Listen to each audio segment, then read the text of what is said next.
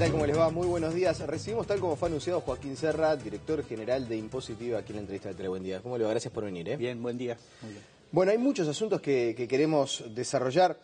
Lo primero porque abarca muchísima gente que seguramente esté del otro lado mirándonos. ¿Cómo marcha el tema de la presentación de las declaraciones juradas? Bueno, por suerte, con total normalidad. Estamos recibiendo al día de ayer prácticamente unas 190.000 declaraciones juradas. ¿Eso está por encima de lo que esperaban? No, está tal cual. Es el mismo comportamiento que el año pasado. Esperamos concluir la campaña con unas 230.000 declaraciones juradas recepcionadas. Está totalmente dentro de lo normal. Es una campaña que se desarrolló también sin ningún tipo de problemas. Ya desde hace unos años hemos mejorado los servicios de atención, que incluyen desde mejores aplicativos informáticos para que la gente pueda hacer las presentaciones de sus declaraciones desde su domicilio o desde su trabajo. También elaboramos unas 60.000 declaraciones juradas borrador para que, si la persona está de acuerdo, simplemente la confirme y la envíe a la DGI. Y también tenemos servicios de atención telefónica y tenemos una atención presencial para el cual las personas previamente se agendan, ya sea por la página web o por teléfono, de manera que el trámite no les va a insumir más de 15, 20 minutos. Claro. ¿Y qué es lo que sucede en la mayoría de los casos? ¿El cliente o el contribuyente debe a la DGI o recibe un pago por adelanto de excedentes? Bueno, es más o menos mitad y mitad. Se asocia la campaña de RPF con recaudación, pero en realidad en muchos casos, como se trata de un impuesto anual, que las personas fueron haciendo anticipos o teniendo retenciones en sus trabajos a lo largo del año, no siempre esas retenciones o anticipos, cuando se ajustan en el año, dan el impuesto que se debió haber pagado. En algunos casos hay una diferencia a favor de la administración y en ese caso el contribuyente tiene que pagarlo. Puede pagarlo hasta en 5 cuotas a partir del mes de agosto. Pero también en muchos casos las personas generan diferencias a su favor. En ese caso, en algunos casos son automáticas las devoluciones y en otros casos deben presentar una declaración jurada ante el organismo. Ahí destacamos las causas por las cuales esto se genera. Básicamente es porque muchas personas presentan deducciones por alquiler o por cuotas hipotecarias y eso requiere un trámite ante la oficina en el cual se da la información necesaria para permitir el control de que ese crédito realmente la persona tiene derecho a él. También hay veces que se omitió presentar alguna otra deducción, por ejemplo, algún hijo o algún... bueno, es la oportunidad entonces, de hacer los ajustes. Más o menos así, la mitad de los contribuyentes tiene que pagarle a la DGI, la mitad recibe algún pago por excedente o por deducción, sí, en este caso. Es así. Hoy aparece en el diario El Observador una declaración suya vinculada a operativos que se están realizando, por ejemplo, en el aporte de médicos por algunas inconsistencias detectadas entre lo que son las declaraciones juradas y otros cruzamientos de datos que hace la DGI, puede ser el nivel de consumo. ¿Cómo se llega a ese foco de esos profesionales que aportan por vía independiente y que se cree puede haber allí cierta evasión? Sí. Desde que este impuesto se ha instaurado, la DGI anualmente hace 2 tipos de controles. En relación al trabajo dependiente, esa es información que los empleadores aportan a la DGI y podemos verificar si las personas cumplieron o no con el pago de los impuestos. Finalizada la campaña y completado el periodo de pagos en diciembre, nosotros en marzo del año que viene vamos a estar haciendo el control si todas aquellas personas que estuvieron obligadas a presentar declaración jurada la presentaron y si aquellas que presentaron declaración jurada cumplieron con sus pagos. En aquellos casos que detectemos que hay omisiones, ya sea de presentar declaraciones juradas u omisiones en los pagos, haremos las gestiones necesarias para cobrar el impuesto. Pero también hay un grupo de personas que están obligadas a pagar IRPF, pero que no tienen retenciones sobre parte o la totalidad de su actividad. Un ejemplo es los profesionales que trabajan de manera independiente. Para ese grupo de contribuyentes hacemos controles específicos, que son los que estamos haciendo en esta oportunidad. Ahí usamos efectivamente información de terceros, indicios de consumos, controlamos también con información interna respecto a declaraciones de impuestos de años anteriores y las que se están presentando periódicamente, pero también para determinados tipos de actividades pedimos información específica que muestra la actividad de determinada profesión. ¿A quién se le pide, por ejemplo? En este caso, solicitamos información a más de 15 sanatorios y mutualistas, información de la actividad en bloque quirúrgico de profesionales que hubieran hecho distintos tipos de actos médicos fuera de la relación de dependencia. En esos casos controlamos los valores que se pagan ese tipo de actos médicos a precios de mercado y los controlamos contra las declaraciones juradas. Si los profesionales dan indicios de no haber presentado ese trabajo y haber pagado esos impuestos, bueno, están siendo citados para que aclaren la situación o paguen los impuestos que deben. Y en la previa, obviamente que después esto es caso a caso, ¿no? Uno no puede generalizar, pero ¿detectaron una potencial evasión importante y por eso apuntaron específicamente a las actividades médicas? No, no solamente la profesión médica, controlamos otras profesiones. En el caso de la medicina, lo llamativo llama la atención porque es la primera vez que hacemos este control, simplemente por eso. Pero es de conocimiento de todos que muchas veces hay distintos actos médicos que se ofrecen en el marco de una atención mutual, por ejemplo, pero que están fuera de la cobertura mutual. Y el médico le cobra directamente al paciente por ese tratamiento o por esa prestación. Creo que todos los que conocemos cómo funciona el sistema vemos que ese servicio no se factura. Al no facturarse significa que se evade. Lo que buscamos son indicios objetivos para poder determinar esos impuestos. ¿Y en qué otras profesiones también se realizan este tipo de controles? Hemos hecho controles en abogados, en escribanos, en distintas profesiones. Bien. Hace algunos días surgió la polémica en torno a las potestades de fiscalización que tiene la DGI. Se mencionó incluso en la prensa y se lo quiero preguntar. ¿Se pidió en los bancos información sobre las actuaciones de grandes consumidores con las tarjetas de crédito para realizar este cruzamiento de datos? Imagino puede ser dentro del marco de estas actuaciones también para controlar potenciales evasores. Sí, se pidió información, pero no es para este control. Estábamos controlando aquellas personas que adquirieron sociedades en paraísos fiscales. Fue en el marco de la investigación por los Panama Papers. Por los Panama Papers. Cuando se conoció información vinculada a los Panama Papers, la DGI lo primero que hizo, inició un operativo por el cual concurrió a más de 30 estudios contables y jurídicos solicitando información sobre las personas físicas que habían adquirido ese tipo de sociedades. Obtuvimos datos de más de 4.000 personas que habían adquirido sociedades, pero de las cuales 500 tienen interés fiscal porque son residentes en el país. Para controlar esas personas es que pedimos los consumos de ellos durante 2 años y medio a los bancos.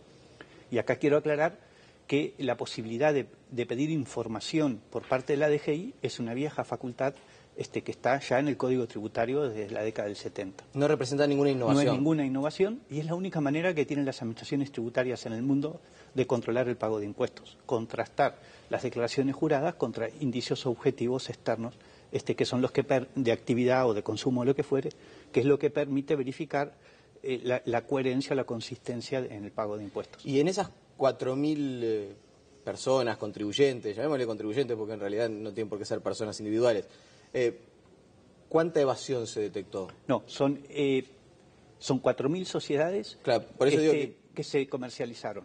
Hay 500 uruguayos que adquirieron sociedades. Los 500 personas que adquirieron esas 4.000.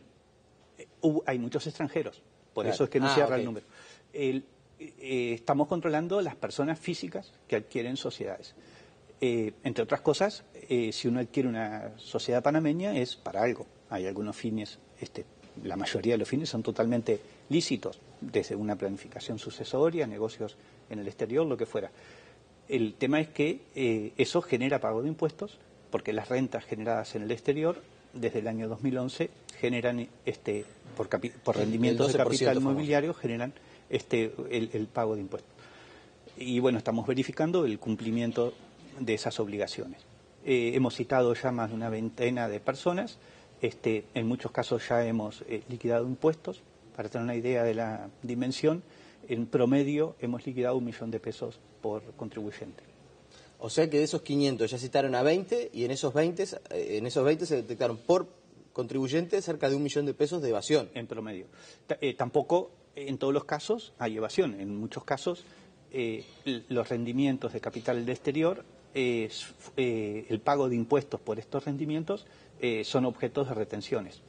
Las retenciones se vuelcan a la DGI por parte de la gente de retención, pero de una manera anónima, que nosotros no sabemos quién es el beneficiario de esas rentas y a cuenta de quién se pagó el impuesto. En algunos casos las personas simplemente documentaron que habían sido retenidos sus impuestos y bueno, no hubo ninguna determinación. De todas maneras estamos hablando de una cifra en promedio importante por contribuyente, 1 millón de pesos de tener que cancelar a la administración no es poco. Son cifras importantes porque estamos controlando personas físicas en general con patrimonios importantes y con ingresos importantes. O sea que la actuación esta de pedir a los bancos los movimientos de las tarjetas fue efectiva. Fue efectiva. La otra aclaración que quiero hacer, primero hice mención a que es una facultad que la DGI tiene desde la década del 70 de pedir información a terceros.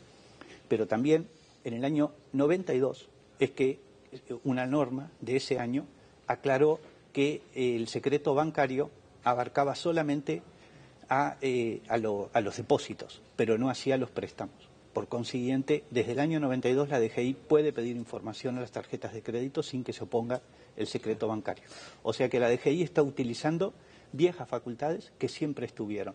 No es que la DGI esté teniendo nuevas facultades para hacer nuevos controles. Ahora, lo que estamos haciendo es aplicando los controles efectivamente. Voy a usar un término que quizás no sea el más correcto, pero ¿le molesta a usted como director de rentas que se diga que la DGI tiene como demasiadas atribuciones? Eventualmente está la discusión también en el marco de la nueva normativa de la ley del secreto bancario, de que terminaría por levantar prácticamente que en los hechos del secreto bancario, que se diga que se le da demasiadas potestades a la DGI. Bueno, por eso hacía la mención a la historia de estas facultades y queda claro que son viejas potestades que tiene la Administración. Respecto a si me molesta, no me molesta en lo más mínimo, es lo que es lógico, son las potestades naturales que tiene que tener una administración para poder cumplir con sus cometidos. Lo que sí me da es responsabilidad. Si tenemos estas facultades, tenemos que cumplirlas con imparcialidad, transparencia y corrección. La ley del secreto bancario esta que terminaría por prácticamente que dejar en letra muerta el secreto bancario en el Uruguay, ¿le da más potestades a la DGI? Esto ¿significa un cambio para la DGI? ¿Lleva a alguna actualización, a algún plan que tenga que hacer interno la DGI en ese marco? Sí, acá dos reflexiones.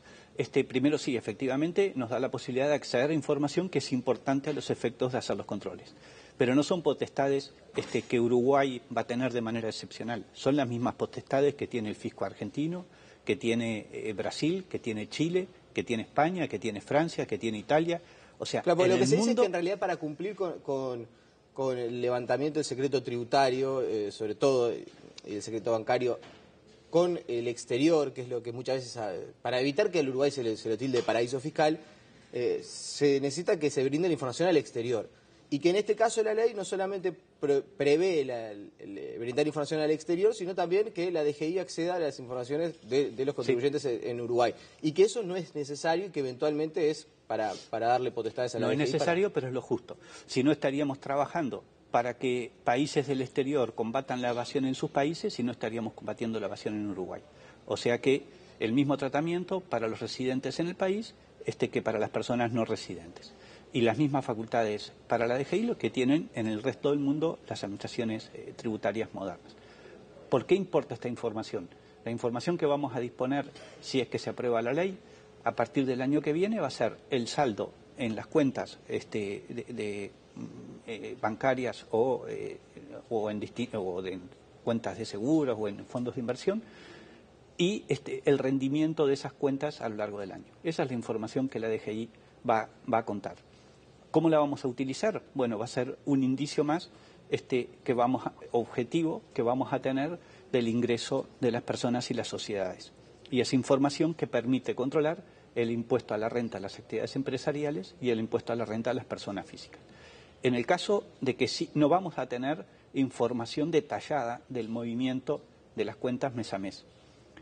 Para acceder a esa información, DGI tendrá que seguir pidiendo autorización al juez, quien podrá, ante cada caso en particular, confirmar si es información necesaria o no para un control. Volviendo a las impresiones de usted como director de rentas, cuando la empresa Uber saca una recomendación a sus choferes a que empiecen a aportar tributos, ya sea como monotributista, pagando el IVA mínimo, ¿qué le genera? Primero, está tratando de eludir su responsabilidad, porque Uber desde el 1 de enero es responsable por todos los impuestos impagos de los conductores. O sea que está tratando que sus conductores paguen por él. Pero en segundo... Uber es responsable por los impuestos impagos de sus choferes. Es una nueva disposición que fue incorporada a la ley de presupuesto y rige a partir del 1 de enero. Pero respecto a la situación de Uber, creo que más allá del tema impositivo, aquí hay un problema que excede a la DGI, que es cómo el país regula el transporte de personas. El transporte de personas es regulado y es competencia de los gobiernos departamentales. Pero salgamos del tema del transporte, porque ¿sí? a los efectos de la entrevista con usted no es el punto central. Hay una empresa, una aplicación que está funcionando en el Uruguay y que recomienda a las personas que llevan adelante la actividad que busquen alguna manera de empezar a contribuir al país. ¿Ustedes como DGI tienen alguna herramienta para o fiscalizar a los choferes o eventualmente para que la aplicación pague eso que usted entiende que está debiendo desde el 1 de enero? Sí, tenemos herramientas y hemos hecho algunas actuaciones en ese sentido. Lo que ocurre es que nos parece que hay un orden de prioridad. Primero, esta aplicación tendrá que ser regulada como corresponde a cualquier servicio de transporte de pasajeros, y es competencia de los gobiernos departamentales. En segundo lugar vienen las cuestiones tributarias. Si invirtiéramos el orden de los problemas, podríamos darle una especie de legalidad a un servicio que no la tiene, porque su actividad sustantiva es regulada por los gobiernos departamentales, que son quienes tienen que tomar la iniciativa y definir qué condiciones le van a pedir a este servicio para que funcione. Se la planteo distinto entonces. Una vez que está regulada la actividad, ¿van a ir a buscar todo lo que Uber está debiendo? Por supuesto. Vamos a ir y tenemos las herramientas para exigirle a la empresa que pague lo que debe. O sea que ya, de alguna manera, ya tienen diseñado cómo lo van a hacer. Sí, señor. ¿Y una estimación de cuánto es que se debe, no? Eso ya entra en el secreto de las actuaciones, pero vamos a cobrar lo que tenemos que cobrar. ¿Y es una cifra importante? Vamos a cobrar lo que tenemos que cobrar. Bien. Ya sobre el final, las últimas. En un año donde tanto se habla por el tema del enlentecimiento del crecimiento económico del país, lo conversábamos un poco fuera de micrófonos, cómo la atención queda centrada en la recaudación, ¿no? Hay que mejorar la eficiencia de la recaudación para evitar que la pérdida de ingresos para el Estado, la DGI es la caja del Estado, y de allí se saca buena parte de los recursos que después se aplican. En ese sentido, ¿cómo marcha la recaudación en 2016? Sí, destaco primero la primera parte de su reflexión, que sí, DGI es muy importante para que el Estado pueda cumplir con los cometidos y las responsabilidades que tiene. Salud, educación, servicios en general. Solamente para dar una referencia, en la salud se gasta casi el 9% del Producto Bruto Interno del país. 2/3 partes de ese gasto en salud son originados con financiamiento público. Buena parte viene por contribuciones al FONASA, a la Seguridad Social, pero hay otra parte que viene de rentas generales, ya sea a través de los presupuestos de ACE, de distintos sanatorio policial, militar, etcétera, y también transferencias de distinto tipo que se hacen incluso a las IANC. Entonces, la actividad de la DGI es bien importante porque, en definitiva, la recaudación de impuestos lo que hace es financiar esos servicios que todos los uruguayos precisan y necesitan. Por suerte, la DGI, en lo que va en este semestre, ha mantenido un pequeño crecimiento en términos reales de la recaudación. Hasta con cifras a junio, y creo que julio vamos a estar cerrando en ese nivel, tenemos una mejora de la recaudación en términos reales del 1,5%. Que es incluso por encima del crecimiento económico del país. Acá hay una mejora en la eficiencia también. Es por encima de, sí, hay una mejora en la eficiencia y sí, en términos generales sí. Bien, Joaquín Serra, lamentablemente nos quedamos sin tiempo, quedaron algunas cuestiones sin conversar, pero será cuestión de volver a convocarlo y volveremos a conversar. Muy bien, a las órdenes. La pausa y seguimos con muchas más noticias.